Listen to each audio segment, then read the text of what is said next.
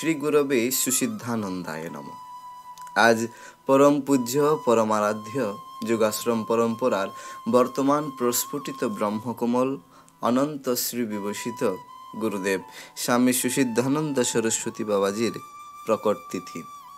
আজকের এই পুণ্যতিথি যোগাশ্রম গুরু ভক্তগণের নিকট অত্যন্ত আনন্দের তিথি। কেননা এই পুণ্যময় তিথিতেই যোগাশ্রম ভক্তবৃন্দগণ খুঁজে পায় তাদের মুক্তির পথের দিশারি আমাদের পরম পূজ্য গুরুদেবকে। তাই প্রত্যেক যোগাশ্রম গুরু ভক্তবৃন্দগণ আজ পূজ্য গুরুদেবের স্মরণে, মননে এবং ধ্যানে দিনাতিপাত করবেন। তাই গুরুর স্মরণ, মনন এবং ধ্যানে যেন গুরুজিকে আমরা প্রতিষ্ঠা করতে পারি, তার জন্য গুরু মহিমা অবগত হওয়া প্রয়োজন। তাই আজকের এই মহান পুণ্যদিনে পাঠ করতে চলছি গুরুর চরণ কমল দ্বয়ের মহিমা সম্পর্কে। ওম ব্রহ্মণঃ মূর্তরূপায় সুসিদ্ধিং প্রদায়িনে নমামি মহতে নিত্যং সুসিদ্ধানন্দরূপিণে। সাক্ষাৎ পরব্রহ্মের মূর্ত স্বরূপ সম্যক সিদ্ধি প্রদাতা গুরুদেবের শ্রীচরণে ভুলুণ্ঠিত প্রণাম। সচ্চিদানন্দ স্বরূপ পরব্রহ্ম পরমাত্মার সাক্ষাৎ লীলা বিগ্রহরূপ শ্রী গুরুরূপ।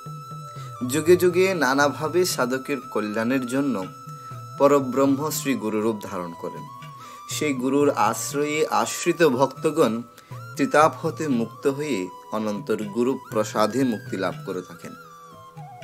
এমনই এক মহান আত্মা, মহান পুরুষ, প্রাতঃস্মরণীয়, বন্ধনীয়, ধ্যেয় এবং পূজার্হ মদীয় গুরুদেব শ্রী মনমহর্ষি স্বামী সুসিদ্ধানন্দ সরস্বতী মহারাজ বাবাজি। ত্রিকালজ্ঞ মহাযোগী মহাবতার শ্রী গুরুদাস বাবা এবং মুনি বাবার পরম্পরা ক্রমে যে যোগশক্তি ধারাবাহিকভাবে চলে আসছে, তার বর্তমান শুদ্ধাধার বর্তমান গুরুদেব স্বামী সুসিদ্ধানন্দ সরস্বতী বাবাজি।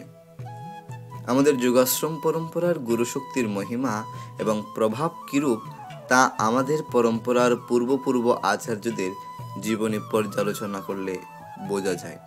গুরুদাস বাবা ছিলেন ত্রিকালজ্ঞ ব্রহ্মজ্ঞ মহাপুরুষ, মুনি বাবা ছিলেন মহামৌনি যোগসিদ্ধ মহাপুরুষ, শ্রী পদানন্দ জ্যোতি বাবাজি ছিলেন পরম তাপস যোগী মহাপুরুষ, শ্রী সুতেজানন্দ ঠাকুর ছিলেন ব্রহ্মজ্ঞ মহাপুরুষ, আর বর্তমান আচার্যদেব মদীয় গুরুদেবকে বলা হয় বাকসিদ্ধ সংকল্প সিদ্ধ ব্রহ্মজ্ঞ মহাপুরুষ।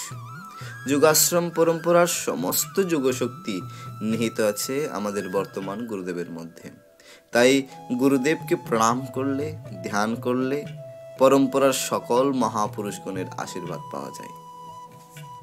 যারা বর্তমান গুরুদেবকে প্রণাম করেন তারা সকলেই একবার হলেও অনুভব করেছেন যে গুরুদেবকে প্রণাম করতে এক আনন্দানুভূতি হৃদয়ের মধ্যে প্রবাহিত হয়। তাই অনেকে গুরুদেবকে একবার প্রণাম করে ক্ষান্ত হন না, তারা বারবার অনেকবার গুরুদেবকে প্রণাম করতে যাবেনই। গুরুদেবকে এভাবে বারবার প্রণাম করা যেন বারবার এক অপার আনন্দ প্রাপ্তির সুঅবসর। যেরূপ মৌমাছি ফুলের মধুর আকর্ষণে বারবার ফুলের দিকে ধাবিত হয়, তদ্রূপ কি ব্রহ্মচারী, কি ভক্ত, শিষ্য, এমনকি বাচ্চা বাচ্চা শিশুরাও গুরুজিকে প্রণাম করার জন্য ছুটে যায়। প্রশ্ন এটি যে কেন গুরুজিকে বারবার প্রণাম করতে ইচ্ছে হয়, কেন গুরুজিকে প্রণাম করে আনন্দানুভূতি হয়, কেন, কি আছে শ্রী গুরুজির চরণে? অনেকেই বলবেন গুরুজি তপসিদ্ধ, সংকল্প সিদ্ধ, যোগসিদ্ধ মহাপুরুষ, তাই গুরুজির তপস্যার প্রভাবে গুরুজিকে প্রণাম করলে আনন্দ পাওয়া যায়। কথাটি সত্য, তবে এর মধ্যে কিছু শাস্ত্রীয় তথ্য লুকিয়ে আছে। চলুন দেখা যাক শাস্ত্রী গুরুর চরণের মহিমা নিয়ে কি বলা আছে। সাধকের সাধনা পূর্ণতা পায় গুরুর ধ্যানে, মননে, চিন্তনে এবং শ্রী গুরুর চরণে আত্মনিবেদন পূর্বক শরণাগতি গ্রহণে। এই ভিন্ন সাধকের মুক্তির অন্য কোনো উপায় নেই, কারণ সাধকের মুক্তির মার্গকে প্রশস্ত করার জন্যই গুরুর আগমন। অত সাধক বারবার অনন্তবার সেই গুরু মূর্তিতে প্রণাম পূর্বক আত্মনিবেদন করবেন।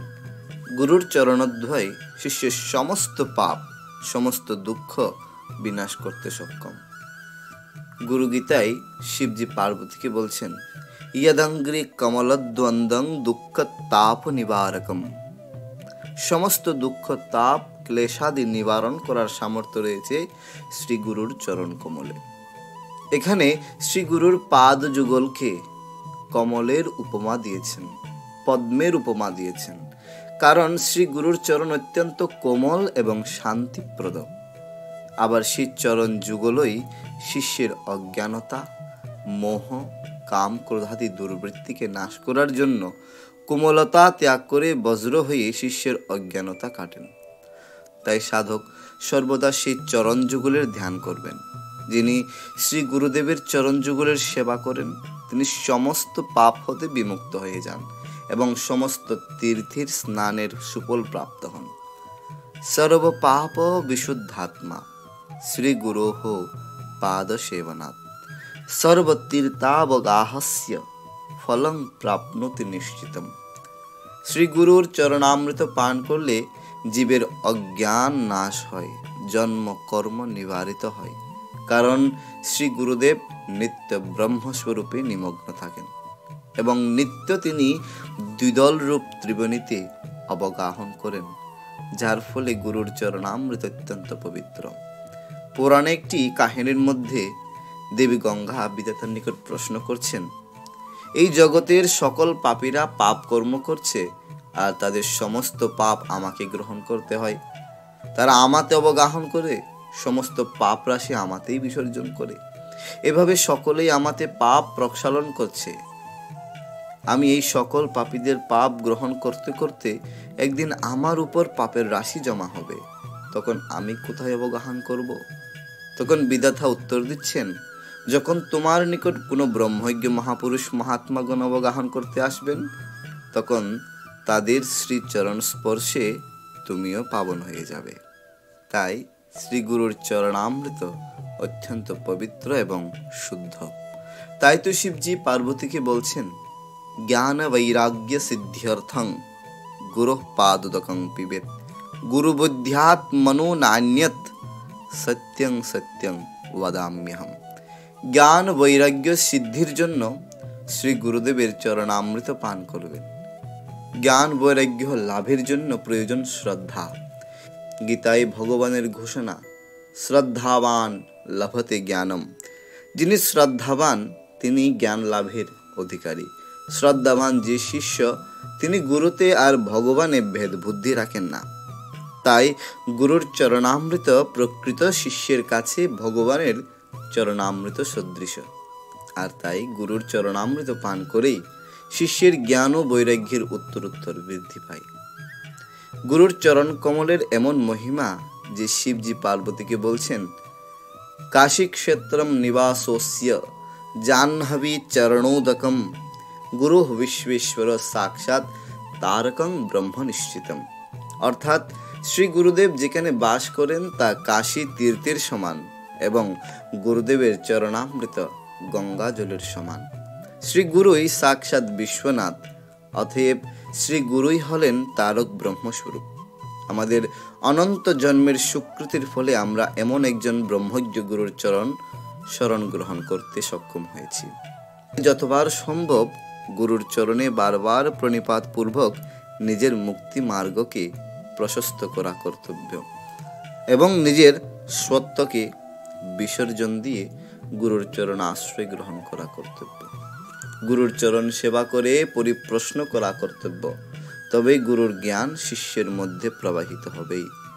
পরিশেষে এটি সার কথা, প্রত্যেক সাধক ও গৃহীভক্ত বারবার অনন্তবার শ্রী গুরু মূর্তিতে প্রণামপূর্বক আত্মনিবেদন করবেন। পরিশেষে শ্রী গুরুদেবের ৬০তম প্রকট তিথিতে শ্রী গুরুর চরণে ভুলুণ্ঠিত প্রণাম উপহার জানিয়ে এবং ৬০তম প্রকট তিথির সফলতা কামনা করে এবং সর্বোপরি শ্রী গুরুর সুস্বাস্থ্য ও দীর্ঘায়ু প্রার্থনা করে শ্রী গুরুতে এই বাক্য পুষ্পাঞ্জলি অর্পণ করছি। জয় গুরু।